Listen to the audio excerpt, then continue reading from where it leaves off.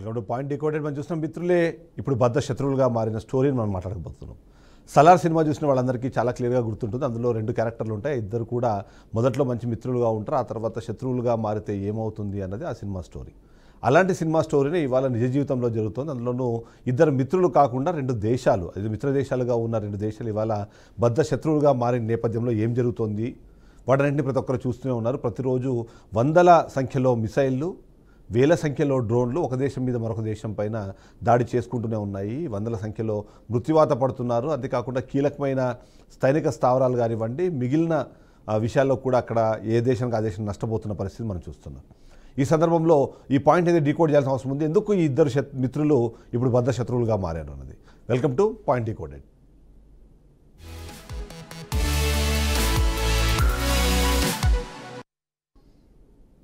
నేను ముందుగానే చెప్పినట్టుగా సలార్ మూవీలో ఖాన్సార్ అనే ఒక ప్రాంతంలో జరిగే ఒక ఇద్దరు మిత్రుల మధ్యలో ఒక మూవీ ఏదైతే జరిగిన సిచ్యువేషన్ ఉందో దాన్నే సలార్ మూవీగా తెరకెక్కిస్తే, ఇక్కడ మాత్రం రెండు దేశాల మధ్య, అంటే ఆ రెండు దేశాలు మొదట్లో చాలా మంచి మిత్రులుగా ఉంటారు, ఆ తర్వాత శత్రువులుగా మారుతారు. మొదటి క్వశ్చన్ మనం ఒకసారి చూద్దాము. ఆ మొదటి క్వశ్చన్, ఇరాన్ అలాగే ఇజ్రాయెల్ ఒకప్పటి మిత్రులు అంటారు.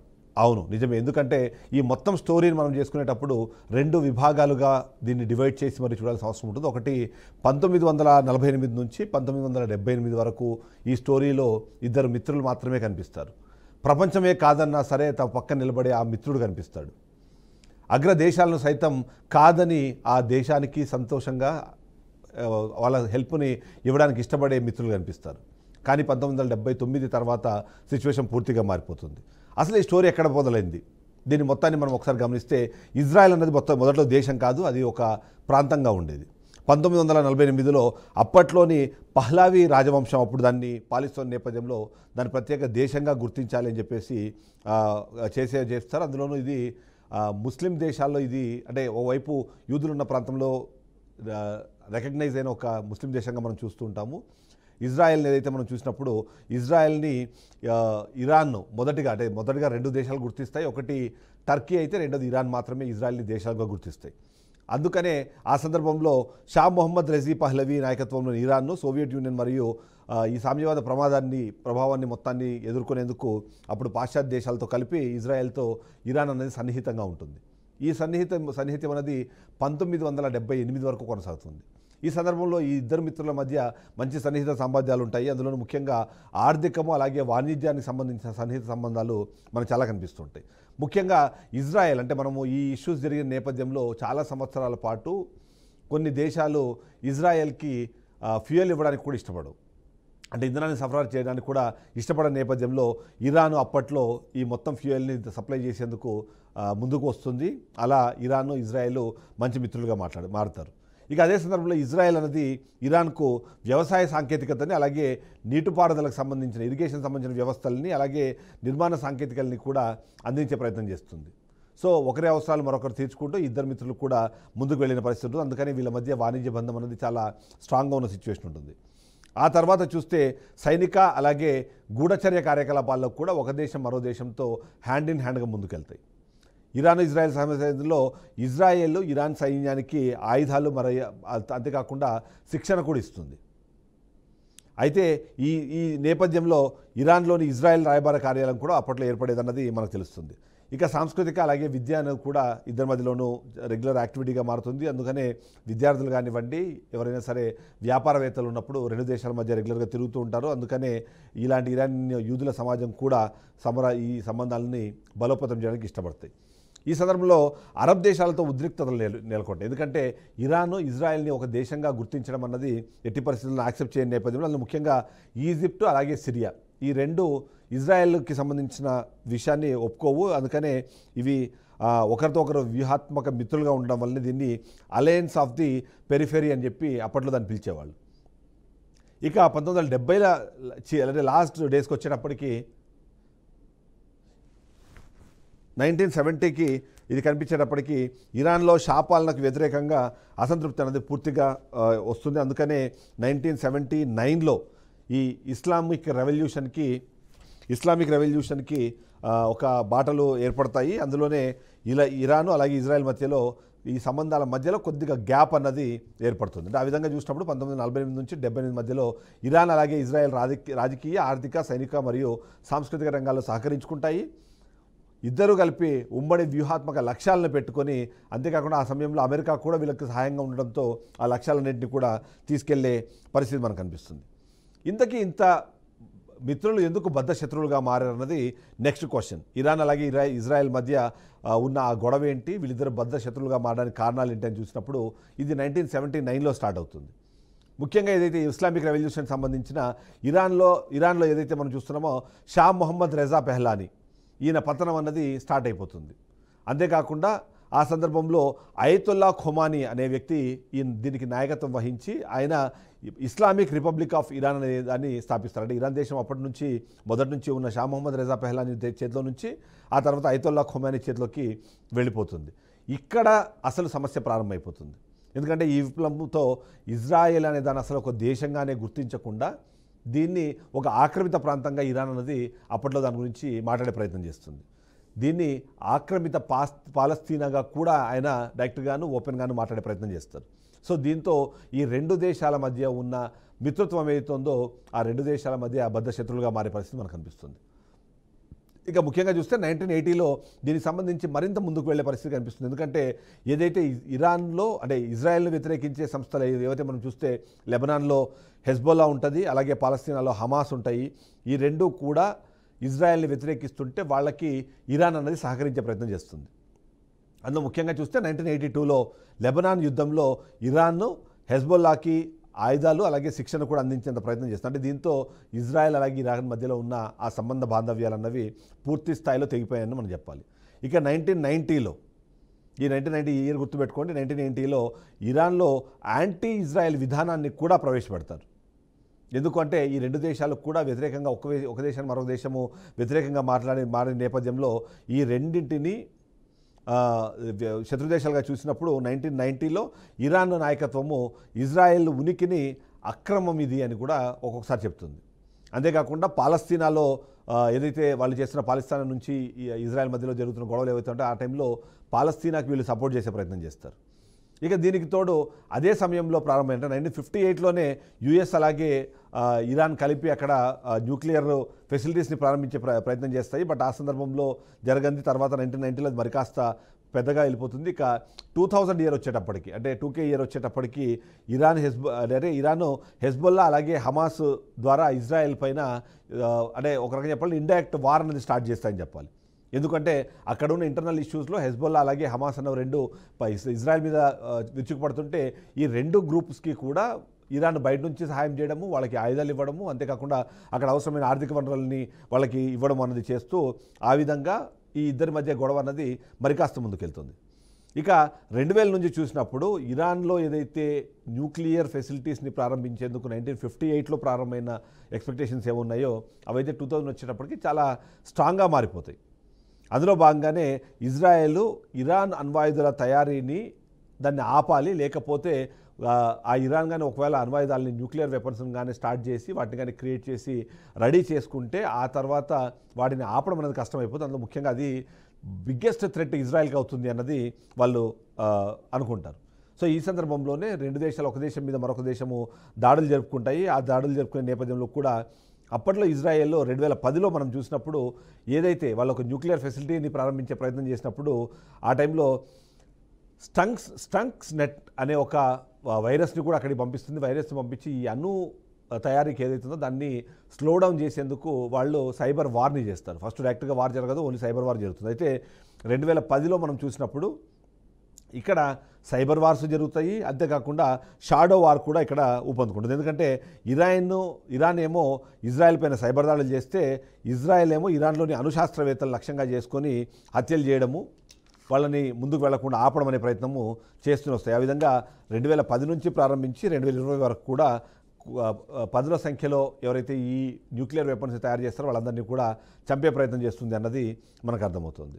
ఇక ఏదైతే మనం చూస్తున్నామో సిరియా అలాగే ఇరాక్లలో సంఘర్షణ జరుగుతుంటుంది. అందులో ఇరాన్ సిరియాలోని బషర్ అల్ అసద్ ప్రభుత్వానికి మద్దతు ఇస్తుంది.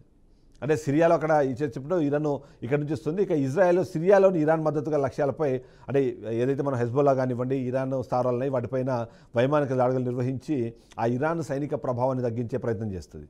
ఇక 2020లో అబ్రహాం ఒప్పందాలు కానివ్వండి, ఇక ఏదైతే మనం ముఖ్యంగా చూస్తే 2020లో ఇజ్రాయెల్ కొన్ని అరబ్ దేశాలతో ముఖ్యంగా యుఏఈ అలాగే బహ్రెయిన్తో సాధారణంగా వాళ్ళు మారినప్పటికి కూడా దాన్ని ఇరాన్ పూర్తిగా వ్యతిరేకిస్తుంది. దాన్ని ఇజ్రాయెల్ అలాగే అమెరికాకు సంబంధించిన కూటమిగా కూడా భావించి వాళ్ళు రెస్పాండ్ అవ్వడం స్టార్ట్ చేస్తారు. ఇక 2023 నుంచి 25లోకి సంబంధించి చూసినప్పుడు హమాస్ ద్వారా 2023లో ఇజ్రాయెల్ పైన ఏవైతే దాడులు జరిగాయి అంటే ముఖ్యంగా అక్టోబర్ 7th దాడి ఏదైతే ఉందో అది ఇరాన్ హమాస్కు మద్దతు ఇచ్చి ఆ దాడిని చేయించినట్టుగా ఆరోపణలు వినిపిస్తాయి. దీంతో ఇజ్రాయెల్ గాజాలో హమాస్పై దాడులు చేసినప్పుడు ఇరాన్ ఇజ్రాయెల్ని కూడా ఖండించడం అనేది మనం అక్కడ చాలా క్లియర్గా చూడొచ్చు. ఇక 2024లో ఇరాన్ ఇజ్రాయెల్ నేరుగా డ్రోన్స్ అలాగే మిసైల్స్తో దాడులు జరుపుకుంటాయి. ఆ దాడులు జరిపి ఈ రెండు దేశాలు కూడా ఇక ఓపెన్ వార్కి సిద్ధమైనట్టుగా సంకేతాలతో పాటు వాటన్నింటినీ కూడా కంప్లీట్ చేస్తాయి. ఓవరాల్గా చూసినప్పుడు 1979 నుంచి 2025 వరకు ఈ మొత్తం ఇష్యూస్ అన్నీ కూడా ఇప్పుడు అది మనకు కనిపిస్తుంటుంది. ఇక ఇరు దేశాల మధ్యలో ప్రస్తుతం నడుస్తున్న వివాదం ఏంటి అని ఒకసారి మనం అబ్జర్వ్ చేస్తే ఈ వివాదం అన్నది అంటే ఒక్కదానిగా చూడాల్సిన అవసరం లేదు, డిఫరెంట్ ఆస్పెక్ట్స్లో మనం చూడాల్సిన అవసరం ఉంటుంది. అందులో ముఖ్యంగా అందరికీ కనిపించేది మాత్రము మొదటి నుంచి కూడా ఇరాన్ ఏదైతే న్యూక్లియర్ ఫెసిలిటీస్ని క్రియేట్ చేసుకునే ప్రయత్నం చేస్తుందో దాన్ని ఇజ్రాయెల్ వ్యతిరేకించడంతో పాటు దాన్ని ఆపడానికి అవసరమైన అన్ని చర్యలు కూడా తీసుకోవడం అన్నది ఇక్కడ మనకు చాలా క్లియర్గా కనిపిస్తుంది. అందులో ఇప్పుడు జరుగుతున్న ఇష్యూ మనం చూస్తే జూన్ 13, 2025 ఏదైతే ఆపరేషన్ రైజింగ్ లయన్ పేరుతో ఏదైతే స్టార్ట్ అయిన ఆపరేషన్ ఉందో ఈ ఆపరేషన్ లయన్ అన్నదే ఇప్పుడు ఈ మొత్తం ఇష్యూస్కి కీలకంగా మారిన ఒక పరిణామంగా మనం చూడాల్సి ఉంటుంది. అందులో ముఖ్యంగా చూస్తే గతంలోనేమో సైబర్ దాడులు జరిగేవి, ప్రాక్సీ దాడులు జరిగేవి, ఆ తర్వాత నేరుగా దాడులు జరగడం అన్నది మనం చూసిన నేపథ్యంలో ఇదైతే ఒక టాప్ నాచ్కి వెళ్ళిపోయింది అనేది మనం చెప్పాలి.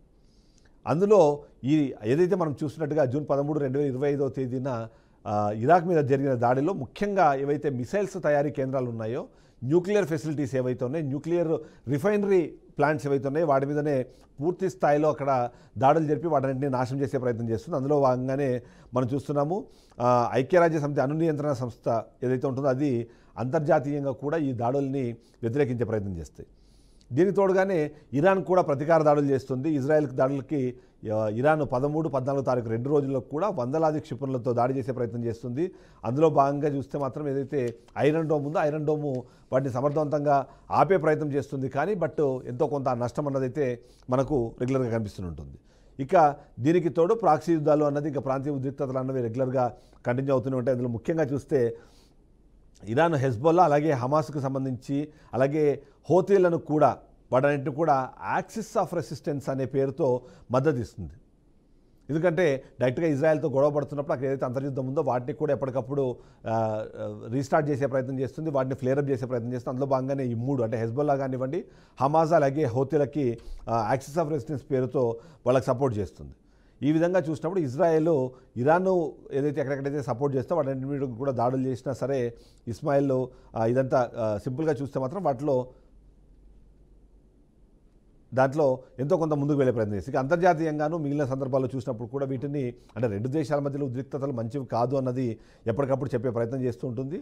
అందులో భాగంగానే మనం ముఖ్యంగా చూస్తే మాత్రం ఇరాన్ ఏదైతే ఉందో అణు చర్చల్ని కొనసాగించాలని కూడా ప్రయత్నం చేస్తుంది. కానీ ఇక్కడ రష్యా అలాగే చైనా ఏమో ఇరాన్కి మద్దతు ఇస్తుంటే మరోవైపు ఇజ్రాయెల్కి మాత్రము ఇండియా అలాగే అమెరికా లాంటి దేశాలు అక్కడ మద్దతు ఇస్తున్న పరిస్థితి మనకు కనిపిస్తుంది. ఓవరాల్గా చూసినప్పుడు మాత్రం ఇదంతా ఏంటి, అసలు ఏం జరుగుతుంది, ఇప్పుడు లేటెస్ట్ ఉన్న అప్డేట్ని మనం అబ్జర్వ్ చేస్తే ఇప్పుడు లేటెస్ట్ క్వశ్చన్ అంటే లేటెస్ట్గా మనం ఇప్పుడు చూసి రెండు దేశాల మధ్య అణుబాంబుల తయారీ అన్నదే కీలకమైన పాయింటా అన్నది చాలామందిలో ఒక ప్రశ్న అయితే ఉంటుంది. ఆ ప్రశ్న నేపథ్యంలో 2025 జూన్లో ఏదైతే ఘటన జరిగిందో ఆ ఘటన జరిగిన నేపథ్యంలో ఇరాన్ ఇజ్రాయెల్ ఘర్షణ అన్నది ఒక ఇంపార్టెంట్ టర్న్ తీసుకుందని చెప్పాలి మనం. ఎందుకంటే ఈ టర్న్లో ముఖ్యంగా చూస్తే మాత్రం ఇరాన్ ఏదైతే న్యూక్లియర్ ఫెసిలిటీస్ ఉన్నాయో వాటిని మాత్రమే లక్ష్యంగా చేసుకొని దాడులు చేయడంతో పాటు ఏవైతే మిలిటరీకి సంబంధించిన స్థావరాలు ఉన్నాయో ఆ స్థావరాలని కూడా మీద కూడా దాడి చేసి వాటిని గణనీయంగా తగ్గించే ప్రయత్నం చేసింది. ఎందుకంటే ఇక్కడ చాలా అంటే స్ట్రాటజికల్గా ఇజ్రాయెల్ ముందుకెళ్ళింది. ఎందుకంటే ఏవైతే డ్రోన్ దాడులకు సంబంధించి భారత్ పాకిస్తాన్ మధ్యలో జరిగిన ఇష్యూలో కానివ్వండి, లేకపోతే ఇప్పుడు ఇజ్రాయెల్ అలాగే ఇరాన్ మధ్యలో జరుగుతున్న ఫైట్లో కానివ్వండి, డ్రోన్స్ అన్నవి చాలా కీలకమైన పాత్ర పోషించిన నేపథ్యంలో ఇజ్రాయెల్ ఒక కొత్త స్ట్రాటజీని తీసుకొని ముందుగానే డ్రోన్స్ని తీసుకెళ్లి ఇరాన్లో పార్క్ చేసి వాళ్ళు అనుకున్న టైంలో అనుకున్న లక్ష్యాలను ఛేదించేలాగా ముందుకు తీసుకెళ్ళడం అన్నది అయితే ఉందో, దానివల్ల ఓవైపు ఇరాన్కి సంబంధించిన ఎయిర్ డిఫెన్స్ సిస్టమ్ అన్నది ఫెయిల్ అవ్వడంతో పాటు అక్కడున్న కీలకమైన మిలిటరీ ఫెసిలిటీస్ కూడా అక్కడ నాశనం అవ్వడం అనేది మనకు అనిపిస్తుంది. అందులో ఒకసారి జస్ట్ చూద్దాం అసలు ఏం జరిగిందని మనం చూస్తే జూన్ 13, 2025 ఆ రోజున దాడులు ప్రారంభమైనాయి. అందులో అంటే శుక్రవారం రాత్రి ఎగ్జాక్ట్లీ. దాని ప్రకారం చూస్తే అంటే నటాన్స్ అణుసౌకర్యం ఏదైతే నటాన్స్ సంబంధించిన ఏదైతే న్యూక్లియర్ ఫెసిలిటీ ఉందో అందులోనూ అలాగే యురేనియం క్లియరింగ్ ఫెసిలిటీ ఒకటి ఉంది. ఆ రెండింటి మీద కూడా దాడులు చేసి అక్కడ వాటిని పూర్తి స్థాయిలో ధ్వంసం చేసే ప్రయత్నం చేశాయి. దీనివల్ల ఏదైతే ఇరాన్ మొదటి నుంచి కోరుకుంటున్న ఈ న్యూక్లియర్ ఫెసిలిటీని డెవలప్ చేసేందుకు కానివ్వండి, దాన్ని ముందు తీసుకెళ్లే క్రమంలో వాళ్ళు ఒక స్టెప్ వెనక్కి వేసినట్లుగా చూడాల్సి వస్తుంది. ఇక ఇస్లామిక్ రెవల్యూషనరీ గార్డ్స్ కాప్స్ ఏవైతే ఉన్నాయో వాటి మీద కూడా దాడి చేసిన పరిస్థితి అనిపిస్తుంది. ఇరాన్ సైనిక నాయకత్వానికి ఇవి కీలకమైన స్థావరాలు. అంతేకాకుండా ఇక్కడనే ఎక్కువ శాతము ఆర్మీకి సంబంధించిన ఫెసిలిటీస్ ఉంటాయి కాబట్టి వాటిని నాశనం చేయడంలో కూడా ఇజ్రాయెల్ అనేది ఇక్కడ సక్సెస్ అయిందని చెప్పాలి. ఇందులో ముఖ్యంగా చూసింది మాత్రం బాలిస్టిక్ క్షిపణులను ఎదురు చేయడం, అంతేకాకుండా ఎయిర్ డోమ్ ఏదైతే మనం ఐరన్ డోమ్ గురించి మాట్లాడుకుంటామో అవన్నీ కూడా ఇరాన్ యొక్క స్థానిక స్థావరాలన్నింటినీ నాశనం చేయడంలో 100% హెల్ప్ అయ్యాయని మనం చూడాలి. ఈ సందర్భంలో జూన్ 14, 15 రోజున కూడా కంటిన్యూ అయిన ఈ దాడులు, అందులో ఇజ్రాయెల్ అయితే 2 అలాగే 3వ రోజు కూడా దీనికి సంబంధించి దాడులను కంటిన్యూ చేశాయి. అందులో ఇరాన్ రక్షణ మంత్రిత్వ శాఖకు సంబంధించిన కార్యాలయం అలాగే ఎస్పీఎన్డి అణుపరిశోధన సంస్థ ఉంటుంది, దాన్ని కూడా లక్ష్యంగా చేసుకొని దాడులు జరపడం అన్నది ఇక్కడ మనకు అనిపిస్తుంది. దీన్ని ఎలా క్యారీ అవుట్ చేశారని మనం చూస్తే ఇజ్రాయెల్ డిఫెన్స్ ఫోర్సెస్ అన్నది ఒకటి ఉంటుంది. అందులో 200 పైగా విమానాలు అందులో ఉంటాయి. అలాగే F-13 అలాగే దానిపైన స్టెల్త్ ఫైటర్ జెట్లు కూడా ఉంటాయి. దీంతోపాటు డ్రోన్లు అలాగే హెవీ ఆర్టిలరీ కూడా వీటిలో ఉంటుంది. వీటన్నింటినీ ఉపయోగించి ఇజ్రాయెల్ ఇరాక్ మీద దాడులు చేసింది. సో దీన్ని చేసే క్రమంలో కూడా మొసాద్ ఏదైతే ఇజ్రాయెల్ గూఢచార సంస్థ ఉంటుందో అది ఎప్పటికప్పుడు గ్రౌండ్ ఆపరేషన్స్ని చూసుకుంది, ఎక్కడెక్కడ ఉన్నాయనే దాన్ని పాయింట్స్ని ఐడెంటిఫై చేసింది, అనుకున్న పాయింట్స్ మీద డైరెక్ట్గా దాడి చేసి దీన్ని లక్ష్యాలను గుర్తించి కంప్లీట్ చేయడం అన్నది మనకు చాలా క్లియర్గా కనిపిస్తుంది.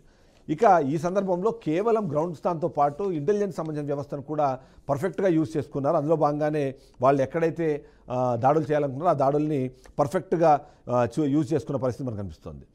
అందులో ముఖ్యంగా ఒక్కసారి ఇక్కడ ఎయిర్ డిఫెన్స్ సిస్టమ్ అనేది ఫెయిల్ అయిన తర్వాత యూజ్ చేసుకున్న మరొక ఇంపార్టెంట్ ఏదైతే ఉందో దాన్ని చూస్తే ఇజ్రాయెల్ నుంచి దాదాపుగా 2300 కిలోమీటర్ల దూరంలో ఉన్న IDF ఆ సామర్థ్యాన్ని కంప్లీట్ చేసి అక్కడ వెళ్ళి దాడులు చేయడం అనేది మనకు అనిపిస్తుంది. ఈ విధంగా చూసినప్పుడు దీనివల్ల అసలు లాభం ఏంటి, దీనివల్ల జరిగిన రిజల్ట్స్ ఏంటి అని మనం చూస్తే మాత్రము ఇరాన్ ఆరోగ్య మంత్రిత్వ శాఖ ప్రకారము మనం ఓవరాల్గా చూస్తే జూన్ 15 నాటికి 224 మంది ఇరాన్ పౌరులు అలాగే దానికి సంబంధించిన ఆర్మీ పర్సనల్స్, అంతేకాకుండా ఎవరైతే దీనికి సంబంధించిన వాళ్ళు వాళ్ళందరినీ కూడా చంపేసిన పరిస్థితి ఉంది. దాంట్లో 1277 మంది. ఇందులో ముఖ్యంగా చూస్తే మాత్రం IRGCకి సంబంధించిన కమాండర్ హోసెస్ సలామీ అలాగే arm forces chief army forces chief of staff ఎవరైతే ఉన్నారో మొహమ్మద్ బఘోరీ కూడా ఇందులో చనిపోయినట్టుగా మనకు సమాచారం అందుతుంటే, ఇక IRGCకి సంబంధించిన ఇంటెలిజెన్స్ చీఫ్ మొహమ్మద్ కజేమి అలాగే మరికొద్దిమంది ఎవరైతే ఈ న్యూక్లియర్ ఫెసిలిటీస్ని రన్ చేస్తున్న వాళ్ళు, న్యూక్లియర్ వెపన్స్ని తయారు చేయడానికి ప్రయత్నం చేస్తున్న వీళ్ళందరినీ కూడా చంపేసిన పరిస్థితి మనకు అనిపిస్తుంది. ఇక మరొక కీలకమైన ఇష్యూ ఇక్కడ మనం చూస్తాం అయితే నటాన్స్లోని అబోవ్ గ్రౌండ్ యురేనియం సమృద్ధి ప్రాంతం ఏదైతే ఉందో అది కూడా పూర్తి స్థాయిలో ధ్వంసం అవ్వడమే కాకుండా IAEA చీఫ్ ఎవరైతే ఉన్నారో రఫాయల్ గ్రాసీ అనే అతను దీని గురించి ఆల్రెడీ చెప్పారు. మొత్తం పూర్తి స్థాయిలో అది ధ్వంసమైంది అన్నట్టుగా చెప్పడం మనకు కనిపిస్తుంది. ఇక టెహ్రాన్లోని షెహ్రాన్ ఆయిల్ డిపోను అలాగే మరికొన్ని ఫెసిలిటీస్ కూడా అక్కడ దెబ్బతిన్న పరిస్థితి మనకు కనిపిస్తుంది. ఇక ఇరాన్ ఎయిర్ డిఫెన్స్ సిస్టమ్ని మొదటి నుంచి మాట్లాడుకుంటున్న S-300 సిస్టమ్స్ అలాగే మిగిలినవన్నీ కూడా పూర్తి స్థాయిలో అక్కడ ధ్వంసమైన పరిస్థితే మనకు కనిపించింది. ఈ మొత్తానికి అసలు ఈ దాడులకు కారణం ఏంటి అని మనం చూస్తే మాత్రం మొదటి నుంచి ఏదైతే ఇరాన్ ఇజ్రాయెల్ని దెబ్బతీసే ప్రయత్నం చేస్తుంది 1979 నుంచి 2025 వరకు జరిగే ప్రతి దాంట్లో కూడా ఇజ్రాయెల్ని వ్యతిరేకిస్తూ ఇజ్రాయెల్కి వ్యతిరేకంగా పనిచేయడం అన్నది మనకు చాలా క్లియర్గా కనిపిస్తుంది. ఇందులో ముఖ్యంగా చూస్తే మాత్రం ఇజ్రాయెల్ ప్రధాని ఏదైతే బెంజమిన్ నెతన్యాహు అయితే మాత్రం చాలా క్లియర్గా మొదటి నుంచి చెప్తున్నారు, అణుయుద్ధాన్ని 1 సంవత్సరంలో ఈ ఇరాన్ అన్నది ఇప్పటికే రెడీ చేస్తుంది కాబట్టి న్యూక్లియర్ వెపన్స్ కానీ ఒకవేళ రెడీ అయితే ప్రపంచానికి దానివల్ల నష్టం ఉంటుంది. అందులో ముఖ్యంగా 15 అణుబాంబులకు సరిపడా యురేనియంని ఫిషన్ మెటీరియల్ని కూడా ఇప్పటికే కలెక్ట్ చేసింది కాబట్టి వాటన్ని తీసుకొస్తే ప్రపంచానికి కూడా ముప్పుగా పరిగణించే అవకాశం ఉంది. అందులో ముఖ్యంగా ఇజ్రాయెల్కి అది పెద్ద థ్రెట్ కాబట్టి ఎట్టి పరిస్థితుల్లోనూ వాటిని కంప్లీట్ చేయకూడదు, దాన్ని కంప్లీట్ కాకుండా ఉండేందుకు అవసరమైన అన్ని చర్యలు మేము తీసుకుంటామనే విధంగానే చెప్పిన నేపథ్యం అయితే మనకు అనిపిస్తుంది. ఇక ఇరాన్ కూడా తక్కువేం తినలేదు. జూన్ 13 నుంచి 15లో దాదాపుగా 100కు పైగా డ్రోన్లు అలాగే క్షిపణులతో దాడి చేయడం అన్నది మనం చూస్తాం. అందులో ముఖ్యంగా చూస్తే మాత్రము టెల్ అవీవ్, జెరూసలేము అలాగే హైఫాలోని ముఖ్యమైన లక్ష్యాలను గురిపెట్టి వాళ్ళు దాడులు చేసిన పరిస్థితి మనకు కనిపిస్తుంది.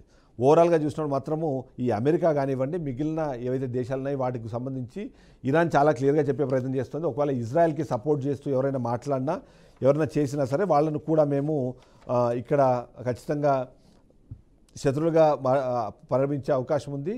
దాంట్లో భాగంగా వాళ్ళ మీద కూడా మేము దాడులు చేస్తామనే విధంగా కూడా మాట్లాడిన పరిస్థితి మనకు కనిపిస్తుంది. ఓవరాల్గా చూస్తే మాత్రం ఏదైతే ఇది అసలు ఏంటి, దీనివల్ల లాభం ఏం జరుగుతుంది, అసలు దీని ప్రభావం ఎలా ఉంది, భవిష్యత్తు మీద ఏముంది అంటే మాత్రం ముఖ్యంగా ఈ దాడులు ఇరాన్ దేశాన్ని తాత్కాలికంగా ఈ ఏవైతే ఈ న్యూక్లియర్ ఫెసిలిటీస్ ఉన్నాయో లేకపోతే న్యూక్లియర్ వెపన్స్ని తయారు చేసే ప్రయత్నం ఏవైతే చేస్తుందో వాటన్నింటినీ కూడా వెనక్కి నెట్టే అవకాశం ఉంది. అంతేకాకుండా ఫోర్డో వంటి ఒక లోతైన సౌకర్యాలు ఉన్నప్పటికీ కూడా వాటిని కంప్లీట్ చేయకుండా ఆపడంలో ఇది ఖచ్చితంగా హెల్ప్ అవుతుంది అన్నదైతే మనకు అనిపిస్తుంది.